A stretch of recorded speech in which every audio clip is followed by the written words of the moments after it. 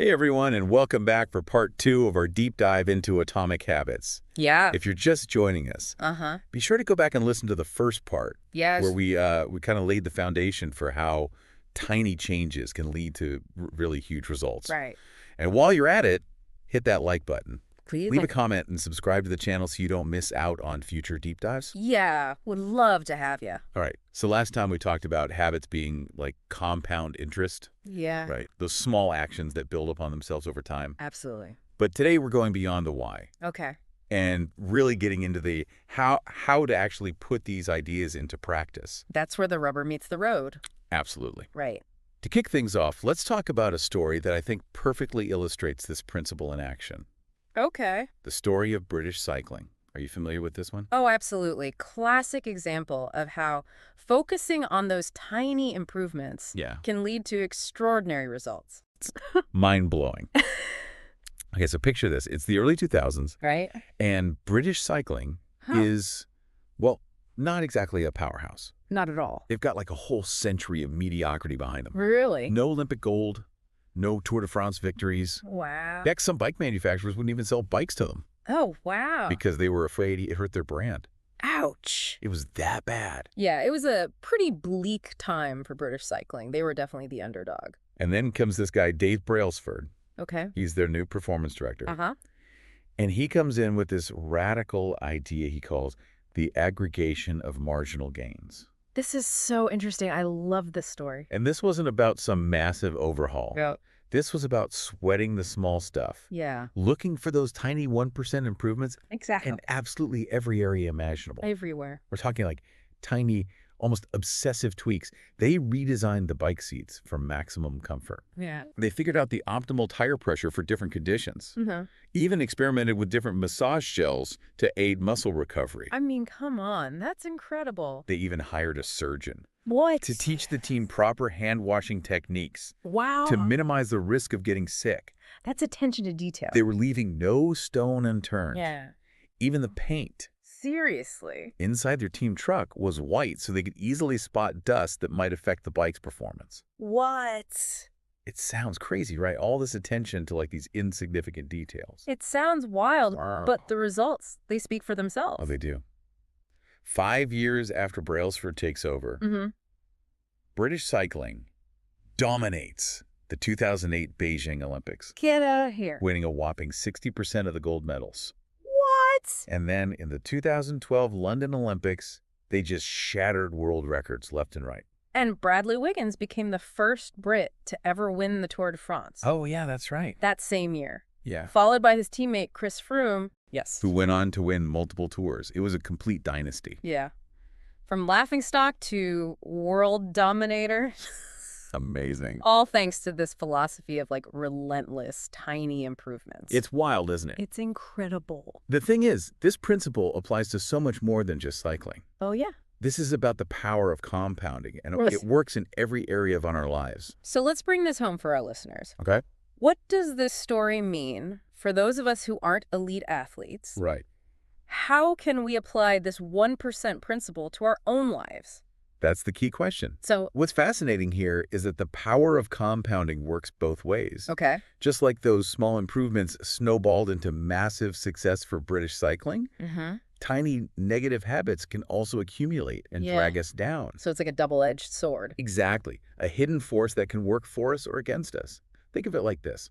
Imagine you start adding just $1 extra to your savings account every day. Okay. It might not seem like much at first. Right. But over time, that small, consistent action can add up to a significant nest egg. On the flip side, if we have negative habits, Yes. like constantly hitting that snooze button or Yeah. mindlessly scrolling through social media, Right. those small actions can also accumulate and create negative outcomes over time. Absolutely. It's like those small expenditures that drain your bank account Yeah. without you even realizing it. You might not see the impact immediately, Right. but over time it adds up. So basically, we're all experiencing the effects of compounding, Yes. whether we realize it or not. Yeah. The key is to become aware of it and start making it work for us. That's the goal. Yeah. We want to harness the power of compounding Yes. to create positive change in our lives, Right. not let it sabotage our efforts. Makes sense. So where do we start? What are some practical ways we can tap into this power of compounding? Well, a good place to begin is to identify areas in our lives where small, consistent improvements could make a big difference. Maybe it's our health, finances, our relationships, our career, Yeah. whatever it is. Yeah. Think about those small daily actions that could move the needle forward. Okay, so instead of trying to make some, like, drastic, unsustainable change, Right. we should be focusing on those 1% improvements that we can actually stick with over time. Exactly, because those are the ones that will ultimately lead to the most significant transformations. Those are the Yeah. ones that really lead to big changes. It's not about finding that magic bullet or quick fix. Right. It's about building a system of these consistent small wins Yes, that will compound over time. absolutely. And, speaking of consistency, Yeah. there's something we need to talk about that I think a lot of people struggle with. The fact that the journey of change isn't always like a smooth upward trajectory. Yeah. It's not always sunshine and rainbows, is it? No. There are definitely moments of frustration and setbacks Absolutely. where you're putting in the effort, but you're not seeing those results you were hoping for. Sure. And it can be really discouraging. James Clear, the author of Atomic Habits, Yeah. he actually has a name for this. He calls it the Valley of Disappointment. Okay. It's that period where you're sticking with your new habits, you're showing up consistently, but you're not seeing any tangible progress. I think we've all been there at some point. Right. It's like you're stuck in this in-between zone. Yeah, You start to wonder if all this effort is even worth it. exactly. It's right at that point that a lot of people give up. Yeah. They lose motivation, they Yeah. get discouraged, Uh-huh. and they fall back into those old patterns. So how do we push through that valley of disappointment? Right. How do we stay motivated when it feels like we're just spinning our wheels and getting nowhere? So what's fascinating is that even though we might not see any visible progress during that initial phase, Okay. things are actually happening beneath the surface. Uh-huh. We're building momentum. We're establishing those neural pathways. Mhm. We're laying the groundwork for those future breakthroughs. So it's like we're planting seeds Yeah. and they're taking root, even though we can't see them yet. That's a great analogy. Yeah. And eventually those seeds will sprout Okay. and we'll start to see the fruits of our labor. Okay. James Clear calls this the plateau of latent potential. Oh, I like that. The plateau of latent potential. Yeah. It gives me hope. It's that point where all that consistent effort finally breaks through and we Mhm. start to see those dramatic results that we've been working for. But I'm still curious about how to navigate that valley of disappointment. Right. Do you have any tips for how to stay the course when you're not seeing those immediate results? Absolutely. One of the most powerful tools is using what James Clear calls habit tracking. Okay. It's a simple but very effective way to Mhm. monitor your progress and stay motivated. So like a visual reminder of your consistency. Exactly. You could use a simple calendar and just mark off each day you stick to your habit, Uh-huh. or you could use a habit tracking app. There are tons of them out there. Right. The key is to make it visual Yeah. so you can see your progress Mhm. and celebrate those small wins along the way. I think it would be really helpful to have that visual reminder, Yeah, especially when you're feeling discouraged. absolutely. That's like a tangible representation of your commitment. It is. And another important point to remember Yeah. is that the journey of change, Uh-huh. it isn't always linear. Right? There will be ups and downs. That's sure. There will be setbacks and plateaus. It's not a straight line to success. No, That's for sure. and that's okay. Yeah. The key is to be patient with yourself, Uh-huh. to embrace the process, Okay. and just keep showing up even when you don't feel like it. So it's all about building that resilience, Yes. that ability to bounce back from the setbacks Uh-huh. and stay focused on that long-term vision. Precisely. And speaking of long-term vision, Okay. there's another crucial element. Uh-huh. We need to talk about the difference between goals and systems. Okay, I've heard about this before. Goals versus systems. Yes. I'm intrigued, but I'll admit I'm a little fuzzy on the distinction. Sure. Can you break it down for us? Absolutely. Mm. So conventionally, we're taught that setting goals Mm-hmm. is the key to success. Right. We need to have a target, something to strive for, right? Set a goal, make a plan. Right. Go get it. Exactly. But what's fascinating Okay. is that while goals give us direction, Yeah. they might not be the most effective drivers of progress. Okay. It's the systems we put in place, Uh-huh. the daily habits and processes that actually determine our long-term success. So it's not about fixating on that finish line. Right. It's about building the right system to get us there. Exactly. It's a subtle but important shift Okay. in perspective. I'm starting to see how this could be a game changer, Yeah. but I'm guessing there's some pretty compelling reasons Yeah. why a system-first approach might be more beneficial. For sure. For starters, winners and losers often have the same goals. Wait, really? So if everyone's aiming for the same target, Yeah. what separates those who achieve it Yeah. from those who don't? Right. That's the million-dollar question. Right. And it suggests that the goal itself might not be the deciding factor. Uh-huh. Think about it. Every Olympian wants to win the gold medal. Every entrepreneur dreams of building a successful business. Every writer wants to publish a best-selling book. Right. But only a fraction of those people actually achieve those aspirations. So it's not just about having the goal, it's about having the right system in place. Exactly. It gets you there. If we go back to that British cycling example, Okay. they weren't the only team that wanted to win the Tour de France. Right. Every team had that goal. Yeah. What set them apart was their relentless focus on building a system of continuous improvement Yeah. through those marginal gains. Okay. I see your point. So what's the second problem Okay. with this goal-first mentality? Achieving a goal is often just a momentary change. It's like cleaning a messy room without addressing the habits. Yeah. That made it messy in the first place. Sure, the room looks great for a while, Right. but if you don't change the underlying system, your messy habits, Yeah. it's just a matter of time before the clutter returns. I totally get that. Right. I've had those moments of cleaning frenzy only to find myself back in a disaster zone a few weeks later. For sure. It's like the goal itself isn't enough to create lasting change. It's a temporary fix, not a permanent solution. Yeah. And this applies to so many areas of life. Right. We might achieve a weight loss goal, but if we haven't changed our eating and exercise habits, Yeah. the weight will likely creep back. Right. We might hit a financial target, but if we haven't developed good money management habits, we could easily find ourselves back in debt.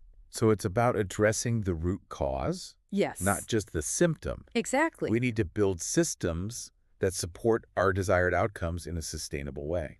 Precisely that's the key to long-lasting change. Shifting our focus from the destination to the journey itself. Okay. I'm starting to see how this system-first approach Yeah. can be more effective. Yeah. What's the third problem with the goal-first mentality? This is where it gets a little deeper. Goals can actually restrict our happiness. Wait, really explain that one. So the implicit assumption Okay. behind goal setting is that once we achieve that goal, Yeah. then we'll finally be happy. Right. We're constantly chasing that next milestone, believing that happiness lies just around the corner. Once I get that promotion, then I'll be content. Right. Or when I finally buy my dream house, then I'll be happy. Yes. It's a never-ending cycle of chasing the next thing. And that's the problem. We're constantly postponing happiness, Yeah. making it conditional Right. on achieving some external target. So how does a system-first approach Yeah. help us break free from that cycle? By shifting our focus to the process itself, when we fall in love with the journey, the daily rituals, the consistent effort, the small wins along the way, Yeah. we find joy and fulfillment Okay. in the present moment rather than waiting Right. for some future outcome Yeah. to validate our happiness. It's about finding satisfaction in the journey itself, Yes, not just the destination. exactly. And that brings us to the fourth problem. Okay. With the goal-first mindset, it can actually be at odds with long-term progress. Okay. I'm curious how so.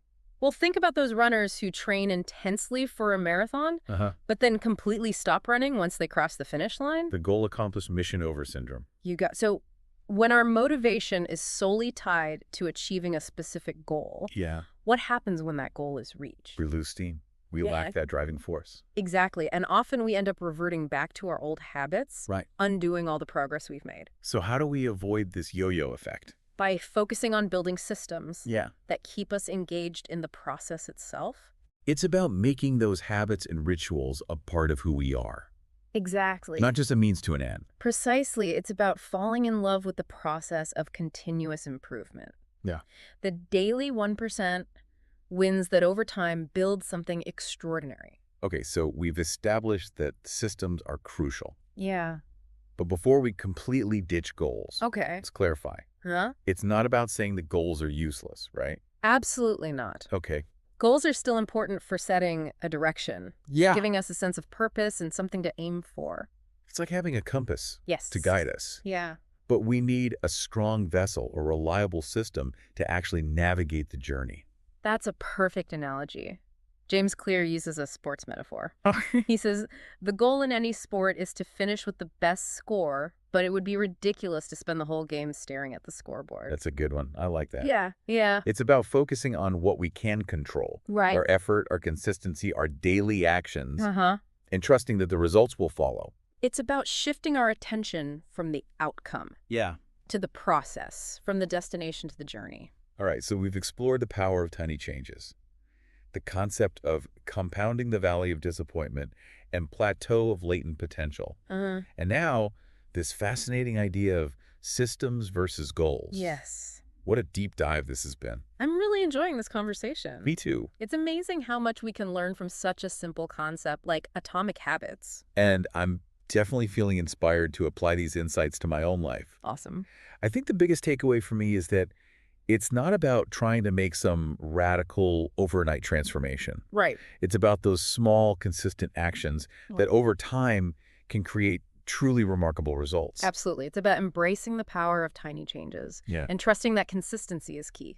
And remember, even when you hit that valley of disappointment, don't give up. Don't do it. It's just part of the process. It is. Keep showing up. Keep going. Keep putting in the effort. Yeah. And those breakthroughs will come. I completely agree. And as you continue on your journey of personal growth, keep in mind the wise words of Aristotle. He said, we are what we repeatedly do. Excellence, then, is not an act, but a habit. Beautiful. Oh, so sure. Well, folks, that wraps up our deep dive into atomic habits. Part 2. We hope you found this conversation insightful and inspiring. We did. If you did, be sure to hit that like button. Yes. Leave a comment below with your biggest takeaway. Please. And subscribe to the channel for more deep dives into fascinating topics. We love connecting with you all. As you go about your day, we'll leave you with this thought-provoking question. Okay. If you could improve any area of your life by just 1% each day, where would you start? And what tiny change could you make today to get on that path? Good one. Until next time, keep learning, keep growing. Yes. And keep those atomic habits rolling. There's so much wisdom in this book. There is. One of the things that really struck me while we were prepping for this deep dive is just how applicable these principles are to like virtually every aspect of our lives. Absolutely. It's not just about achieving some big, lofty goal. Right. It's about those everyday habits that really shape who we are and how we experience the world. It's those small choices that we make each day that ultimately determine our trajectory. Yeah. And, you know, I think that's both empowering and a little daunting at the same time. I can see, I understand what you mean. It's empowering because it means we have that power to change, to create the life that we want. Yeah. But it's also a bit daunting because it puts the responsibility squarely on our shoulders. It's like realizing we're not just passengers on this journey called life. Right. We're actually the ones behind the wheel. That's a great way to put it. Yeah. I think that's one of the most valuable lessons we can take away from Atomic Habits. Okay. This understanding that we're not just a product of our circumstances, we're a product of our choices, our habits, our daily actions. So if we want to change our lives, we need to start by changing our habits. Precisely. And the good news is, even small changes can make a big difference over time. Okay. It's about those tiny 1% improvements that compound upon themselves day after day, month after month, year after year. So it's not about perfection, it's about progress. It is. It's those incremental steps that move us in the right direction. Exactly. And, you know, one of the things that James Clear emphasizes in the book is the importance of focusing on identity-based habits. Identity-based habits, what are those? So it's the idea that our habits are a reflection of who we believe we are. Okay. So if you see yourself as a healthy person, you're more likely to engage in healthy habits. Right. If you see yourself as a successful entrepreneur, you're more likely to adopt the habits of successful entrepreneurs. So it's about aligning our habits with our desired identity. Exactly. And it's such a powerful way to create lasting change. Because when our habits are rooted in our identity, they become more than just something we do. They become part of who we are. That makes a lot of sense. It's not about forcing ourselves to do things that we don't enjoy. It's about choosing habits that are in alignment with the person we want to become. Precisely. And as we cultivate those habits, we reinforce that desired identity, and it becomes like a self-fulfilling prophecy. So we're literally building ourselves brick by brick, habit by habit. That's a great way to think about it. And One of the most practical tips that James Clear offers in the book is to focus on making your desired habits obvious. Okay. Attractive, easy, and satisfying. Okay. He calls this the 4 laws of behavior change. Obvious, attractive, easy, and satisfying. What does that look like in practice? Okay, so let's say you want to develop the habit of working out every morning. Yeah. To make it obvious, you could lay out your workout clothes the night before or put your running shoes by the door. To make it attractive, you could create a playlist of your favorite music or find a workout buddy. To make it easy, you could start with like a short 10-minute workout and then gradually increase the duration. Okay. And to make it satisfying, you could reward yourself with a healthy smoothie or a relaxing bath afterwards. It's not about setting like a vague intention to work out more. It's about creating that environment. Yes. That makes it more likely you'll actually follow through. Exactly. It's about setting ourselves up for success by removing those obstacles and making that desired habit as easy and rewarding as possible. So it's not about willpower. Right. It's about strategy. I love that that's a perfect way to sum it up. Well, folks, that wraps up our deep dive into Atomic Habits. Yeah. We hope you found this conversation insightful and inspiring. And remember, even if you just take away 1 or 2 ideas from this whole deep dive, that's enough to start creating some really positive change in your life. Absolutely. It's those small, consistent steps that ultimately lead to those extraordinary results. Before we sign off, don't forget to like, comment, and subscribe to the channel for more deep dives into fascinating topics. We love connecting with you all. As you go about your day, we'll leave you with this thought-provoking question. What's one tiny change you can make today to move closer to the person you want to become? Until next time, keep learning, keep growing, and keep those atomic habits rolling.